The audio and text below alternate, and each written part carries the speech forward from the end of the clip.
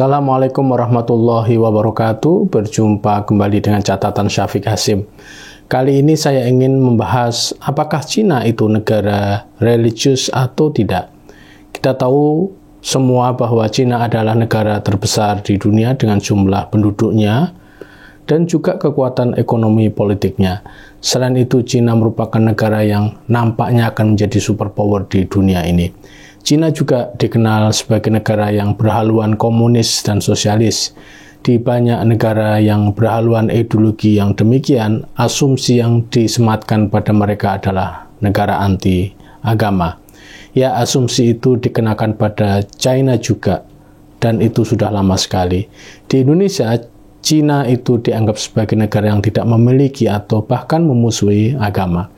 Pada dasarnya, Cina itu mengizinkan semua bentuk agama untuk ada. Namun, Cina melakukan pengaturan yang sangat ketat pada lembaga keagamaan atau institution. Pemerintah Cina membuat pembatasan-pembatasan pada lembaga agama. Bahkan pemerintah yang berkuasa mengajarkan pada rakyat jika agama itu pemikiran yang terbelakang. Anggota Partai Komunis Cina secara resmi dilarang untuk mempraktekkan agama. Kebijakan Cina yang sangat ketat dan penuh pembatasan itu terlihat pada suku Uighurs, suku di Cina yang memeluk Islam. Bahkan pemerintah Cina bisa dikatakan sangat menekan suku Uighurs ini. Namun untuk kepentingan eksternal, pemerintah Cina menampilkan politik luar negeri yang sangat dekat dengan dunia Islam.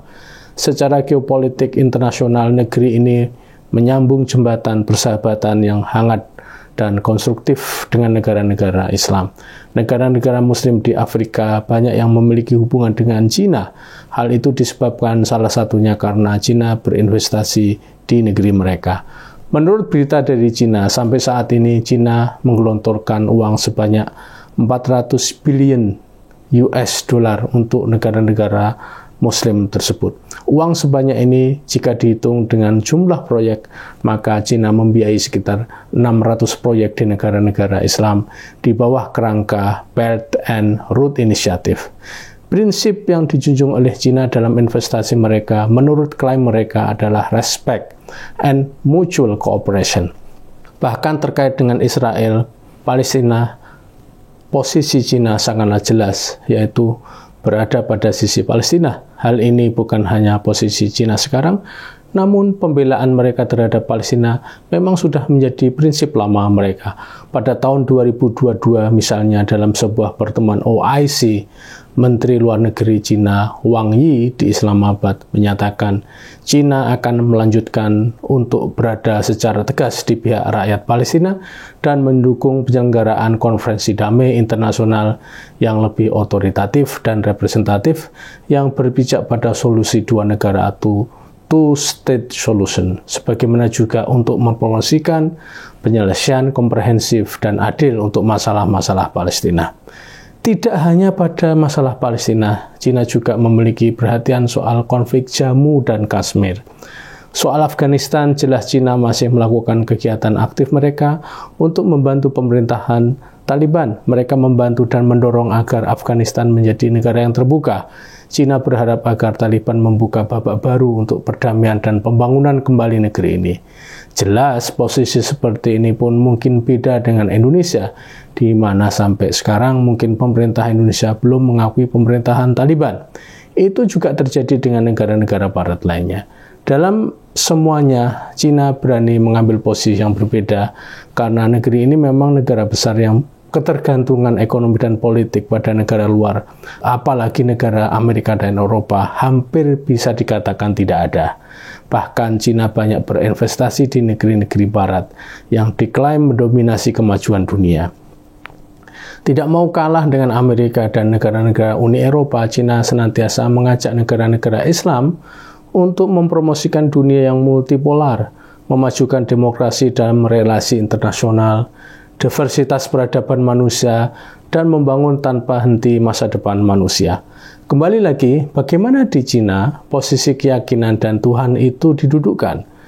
Berdasarkan pendekatan formal, Cina bisa dikatakan negara di mana agama di dalamnya itu paling kecil di dunia.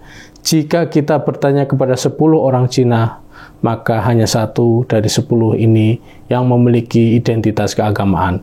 Berdasarkan Chinese General Society Survey 2018, Cina merupakan negara terbesar atau 1 miliar yang mengatakan mereka tidak memiliki afiliasi formal dengan agama apapun. Bayangkan hanya ada 3% penduduk Cina dewasa yang mengatakan jika agama itu penting.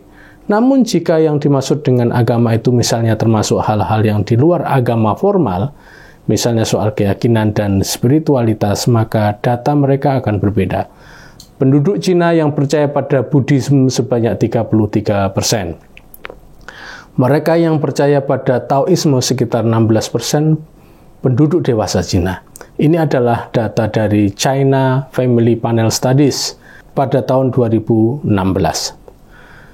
Menariknya, menurut Chinese General Society Survey 2018, 3/4 responden yang mereka wawancarai pergi ziarah ke kuburan. Ada beberapa hari dari hari-hari mereka dalam setahun yang mereka dedikasikan untuk memperingati nenek moyang mereka. Ketika mereka pergi ke kuburan, maka mereka mempraktekkan beberapa ritual untuk arwah nenek moyang mereka yang hidup di alam lain. Mereka membakar spirit money, membawakan makanan dan minuman. Ritual ini mereka lakukan karena mereka percaya bahwa sajian yang mereka bawa itu memberikan kebaikan pada nenek moyang mereka. 10% dari mereka ini percaya pada transformasi orang menjadi hantu. Menurut China Family Panel Studies 2018, 47% orang Cina percaya pada Feng Shui. Apa itu Feng Shui? Feng Shui adalah praktek tradisional Cina yang mengatur objek dan bentuk-bentuk ruang agar terjadi harmonisasi antara manusia dan alam lingkungan. Feng Shui ini memang menjadi praktek yang sangat populer di Cina. Mereka yang memiliki bisnis misalnya akan pergi ke guru Feng Shui, minta pada mereka tanggal baik untuk buka usaha mereka. Di Cina, rakyat mereka tidak melakukan ibadah pada Tuhan mereka sebagai kewajiban. Mereka melakukan ritual jika mereka butuh. Berbagai macam Tuhan dan ritual menurut mereka tersedia, namun mereka akan datang pada Tuhan dan ritual yang mereka inginkan untuk memberikan jawaban atas kebutuhan mereka sehari-hari. Sebagai catatan, negeri seperti Cina ini menarik dan sekaligus paradoks. Pemerintah resmi menggambarkan agama sebagai keterbelakangan. Partai komunis mereka bahkan melarang anggotanya beribadah. Namun pada praktek sehari-hari, rakyat mereka melakukan hal-hal yang dekat dengan agama. Bahkan Cina sebagai negara banyak melakukan aliansi strategis dengan negara-negara Muslim, termasuk membela Palestina. Demikian, wassalamualaikum warahmatullahi wabarakatuh.